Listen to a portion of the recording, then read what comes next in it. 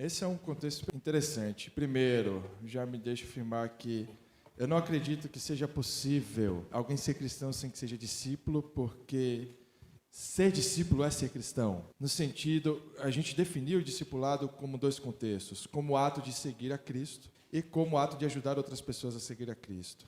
Então a gente pode afirmar que é impossível que alguém seja cristão se não segue a Cristo, porque existiam 3 grupos acompanhando Jesus. 3 grupos. Quando a gente fala, por exemplo, no texto que a gente está lendo, de Mateus 10, ou quando a gente se refere ao ministério terreno de Jesus, nós falamos de 3 grupos. O primeiro são as multidões, que são aquele grupo que acompanha Jesus, mas por curiosidade, porque ouviu que ele faz milagres, e de repente está acompanhando Jesus. Esse grupo não tem rosto, não tem comprometimento. Existe um círculo que é chamado círculo de discípulos, que não são os 12, são pessoas que seguem a Jesus por causa do ensino dele, porque reconhecem nele o Mestre e o Senhor, e por isso seguem a Jesus. Esses são os discípulos.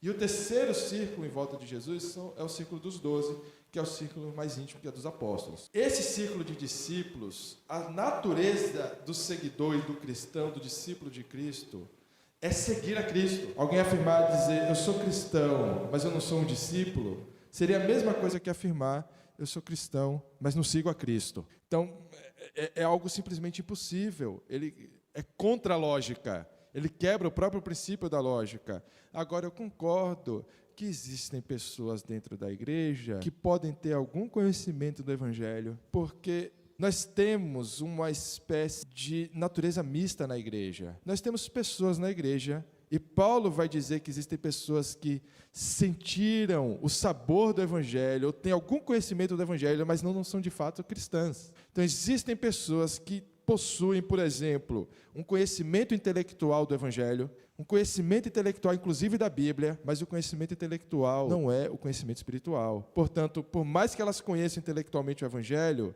elas não são cristãs, e por isso não são discípulos. Isso pode acontecer, mas alguém que se diz cristão, mas não é um discípulo, eu acho que quebraria o princípio da lógica.